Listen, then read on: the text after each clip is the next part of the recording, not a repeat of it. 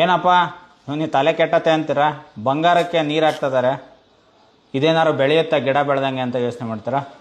ಹೌದು, ಬಂಗಾರನ ಈಗ ಬೆಳೆಸ್ಬೋದು, ಆದರೆ ನೀರು ಹಾಕಲ್ಲ. ಅದಕ್ಕೆ ಅಂತ ಒಂದು ಟೆಕ್ನಾಲಜಿ ಕಂಡುಹಿಡಿದಿದ್ದಾರೆ. ಸ್ಯಾನ್ ಫ್ರಾನ್ಸಿಸ್ಕೋನಲ್ಲಿ ಒಂದು ಕಂಪ್ನಿ ಸ್ಟಾರ್ಟಪ್ ಮ್ಯಾರಥಾನ್ ಫ್ಯೂಷನ್ ಅನ್ನೋದು ಬಂಗಾರನ ಈಗ ಲ್ಯಾಬಲ್ಲೇ ಬೆಳೆಸ್ಬೋದು. ಹೇಗೆ ಡೈಮಂಡ್ನ ಬೆಳೆಸ್ತಾ ಇದ್ದಾರೋ ಹಾಗೆ ಬಂಗಾರನ ಕೂಡ ಬೆಳೆಸ್ಬೋದು ಅನ್ನೋ ಟೆಕ್ನಾಲಜಿ ಕಂಡುಹಿಡಿದ್ದಾರೆ.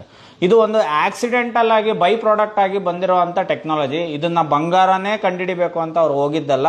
ಪವರ್ ಜನರೇಷನ್ಗೆ ನ್ಯೂಕ್ಲಿಯರ್ ಫ್ಯೂಷನ್ ಮಾಡುವಾಗ ಮರ್ಕ್ಯುರಿನ ಬಂಗಾರಕ್ಕೆ ಕನ್ವರ್ಟ್ ಮಾಡ್ಬೋದು ಅನ್ನೋದು ಅವರಿಗೆ ಕಂಡು ಬಂದಿದೆ. ಸೊ 1 ವರ್ಷಕ್ಕೆ 5,000 kg ಮರ್ಕ್ಯುರಿನ ಬಂಗಾರ ಮಾಡುವಂಥ ಟೆಕ್ನಾಲಜಿ ಇದರಿಂದ ಉದ್ಭವವಾಗಿದೆ. ಸೊ ಸುಮ್ಮನೆ ದಿನ ಸ್ಟಾರ್ಟಪ್ ಅಂತಾರೆ, ಊರು ತುಂಬ ಝೊಮ್ಯಾಟೊ, ಸ್ವಿಗ್ಗಿ ಈ ಥರ ಬೆಂಗಳೂರಿನಾಗ ಯಾರೋ ಒಬ್ಬ ಸ್ಟಾರ್ಟಪ್ ಮಾಡಿದ್ದಾನೆ ಅಂತಲೂ ನೀವು ಅನ್ಕೋಬೋದು. ಆದರೆ ಈ ಕಂಪನಿನ ಸ್ಟಾರ್ಟಪ್ ಮಾಡಿರೋರು ಸ್ಪೇಸ್ ಎಕ್ಸ್ನಲ್ಲಿ ಮುಂಚೆ ವರ್ಕ್ ಮಾಡಿರೋವಂಥ ಇಂಜಿನಿಯರ್. ಸ್ಪೇಸ್ ಎಕ್ಸ್ ಕಂಪ್ನಿ ಯಾವ್ದು ಗೊತ್ತಲ್ಲ, ರಾಕೆಟ್ ಕೇವಲ ಮೇಲ್ ಹೋಗಕ್ಕೆ ಮಾತ್ರ ಸಾಧ್ಯ ಅಂದಿದ್ರು. ಆದರೆ ಎಲನ್ ಮಸ್ಕ್ ಅವರು ರಾಕೆಟ್ ಮೇಲ್ ಹೋದ್ಮೇಲೆ ಹಾಗೆ ಎಲ್ಲಿಂದ ಲಾಂಚ್ ಆಗಿರುತ್ತೋ ಅಲ್ಲಿಗೆ ಬಂದು ವಾಪಸ್ ನಿಲ್ಬೋದು ಅನ್ನೋದನ್ನ ಪ್ರೂವ್ ಮಾಡಿ ತೋರಿಸಿದ್ದಾರೆ. ಫಿಸಿಕ್ಸ್ ಅಲ್ಲಿ ಆಗಲ್ಲ ಅನ್ನೋದನ್ನ ಅವರು ಮಾಡಿ ತೋರಿಸಿದ್ದಾರೆ. ಸೊ ಫಿಸಿಕ್ಸ್ ಅಲ್ಲಿ ಬಂಗಾರನ ಉದ್ಭವ ಮಾಡೋಕ್ಕಾಗಲ್ಲ, ಇದರಲ್ಲಿರೋ ಪ್ರೋಟಾನ್ ನ್ಯೂಟ್ರಾನ್ಸ್ ಚೇಂಜ್ ಮಾಡೋಕ್ಕಾಗಲ್ಲ ಅಂತಲೂ ಇದೆ. ಆದರೆ ಸ್ಪೇಸ್ ಎಕ್ಸ್ ಇಂಜಿನಿಯರ್ ಅದನ್ನ ಸಾಧ್ಯ ಮಾಡಿರಂಗೆ ಇದನ್ನು ಸಾಧ್ಯ ಮಾಡಿ ತೋರಿಸಿದ್ದಾರೆ. ಸೊ ಅವ್ರು ಆಲ್ರೆಡಿ ಇದು ಪ್ರೂವನ್ ಆಗಿದೆ. ಮರ್ಕ್ಯುರಿಯಲ್ಲಿ ಬಂಗಾರನ ಅವರು ಉದ್ಭವ ಮಾಡ್ತಾ ಇದ್ದಾರೆ. ಫ್ಯೂಷನ್ ಮುಖಾಂತರ, ನ್ಯೂಕ್ಲಿಯರ್ ಫ್ಯೂಷನ್ನ ಟೆಕ್ನಾಲಜಿಯ ಮುಖಾಂತರ ವಾರ್ಷಿಕವಾಗಿ 5,000 kg ಮಾಡ್ಬೋದು.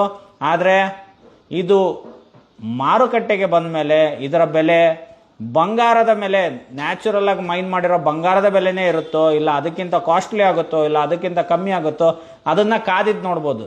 ನೀವೆಲ್ಲ ಏನಂತೀರಿ? ನಿಜವಾಗ್ಲೂ ಲ್ಯಾಬ್ ಗ್ರೋನ್ ಗೋಲ್ಡ್ ಬಂದ್ರೆ ಎಲ್ಲರಿಗೂ ಅನುಕೂಲ ಆಗುತ್ತಾ?